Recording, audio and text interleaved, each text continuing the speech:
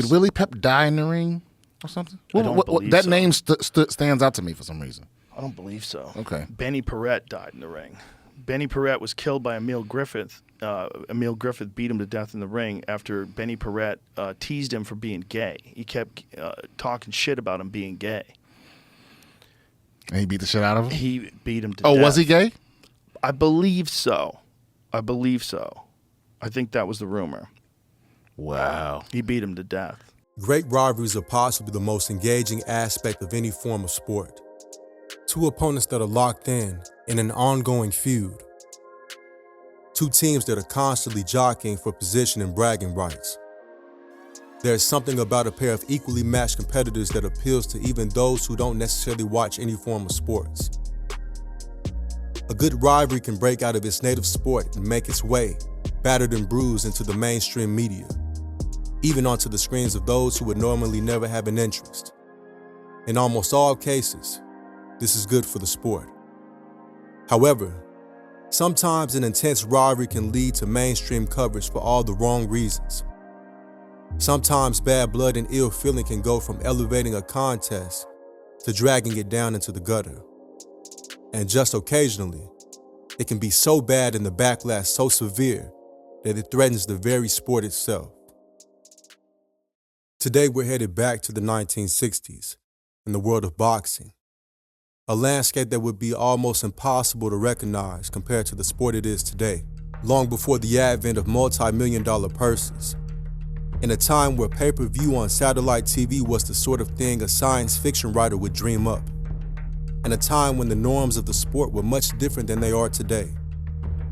The year is 1962, and two promising fighters are about to try and settle their rivalry once and for all.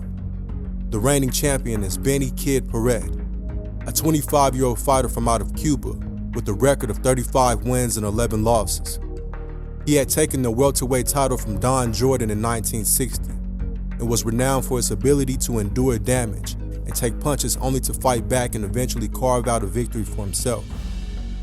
His opponent is Emile Griffiths, a 24-year-old who was born in the U.S. Virgin Islands, one of 8 children.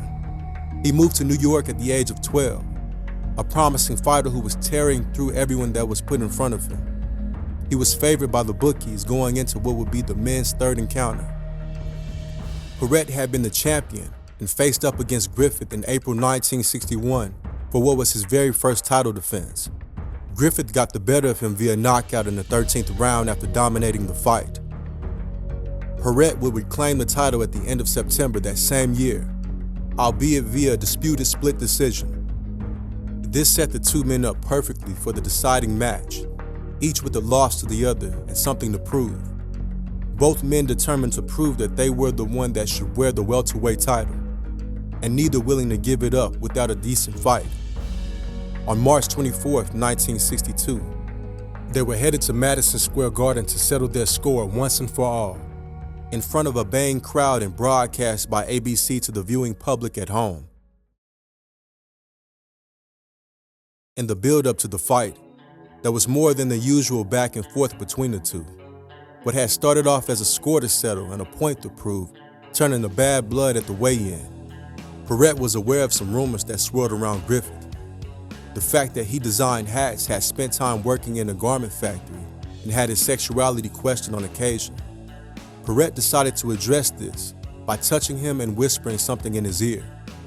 At the time, the media and newspapers reported either that there was a confrontation without specifying what caused it, or that Paret had leveled an unmanly insult at Griffith. Later, Griffith would clarify that Paret leaned in and whispered, "My on," in his ear. The literal translation of this Spanish word is f***ing, but hardly does justice to how insulting it was. We need to bear in mind that this is the early 60s. Even an accusation or an insinuation of homosexuality would have been enough to ostracize a man in most circles. Later in life, Griffith would come out as an openly bisexual. However, this was a time when homosexuality was still considered a crime in almost every state of the U.S. and would be nothing short of disastrous, no matter how wrong it seems to his career. Far less, the hyper-masculine and macho world of boxing where fighters traded on their tough reputations. Both men came from cultures that valued manliness, and Paret knew he would get under Griffiths' skin with his needling insult, letting him know what he thought of who he was. And it certainly did the trick. Emile had to be physically held back from attacking Paret, dragged away by his trainer. After the near scuffle had quietened down, the two went their separate ways and the stage was set for the official confrontation between the ropes. When the bell rang, it was clear from the outset that Griffith, the challenger, had a point to prove. He started strong and maintained the pressure, easily winning the first 5 rounds. However, the 6th round came with the stark reminder that Kid Paret was not to be underestimated. He caught Griffith towards the end of the 6th with a punishing hook that sent him to his knees for an 8 count. Emile used the ropes to get back to his feet, down but not out. The 7th round was more even, but the 8th was arguably Paret's. Griffith seemed to be slowing down, maybe still struggling to shake off the cobwebs from the 6th round hit and through until the 10th round. And it was looking less and less like Emile Griffith was going to have it all his own way. There was back and forth, but neither fighter made any significant headway. The 10th instilled renewed vigor into Griffith, catching Paret with a clean hit and sharp follow-up combo that sent him back into the corner. Seeing him dazed, Griffith closed the distance and began to open up on his opponent.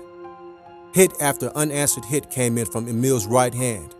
Sharp, accurate uppercuts, catching his opponent clean. Paret slumped down a little, but weathered the storm.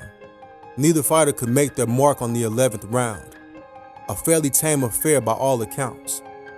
But the 12th is where everything would change for all 3 men inside of the ropes that night.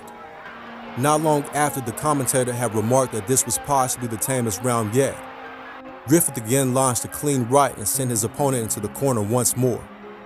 He landed an uppercut, clean, that snapped back Paret's head. It was followed by a second, and then a third. Benny Paret was being held up by the ropes, seemingly unable to meaningfully defend himself. The punches kept on landing and the damage to Paret's head and face grew with every hit that Griffith was landing. Paret once again slid down, but this time seemed almost unconscious already. More punches moved his head almost entirely through the ropes. Emile's left arm held him in place as more unanswered hits were rained down, and finally, mercifully, after what was later calculated to be more than 20 punches with no response, referee Ruby Goldstein stepped in and pulled Griffith off.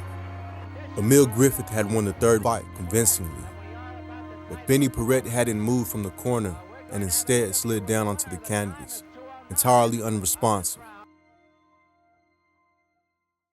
While his corner and the medical staff began to look over the prone Paret, Emile Griffith was interviewed in the ring.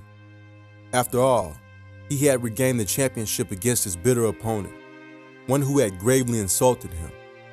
And what did he have to say about it?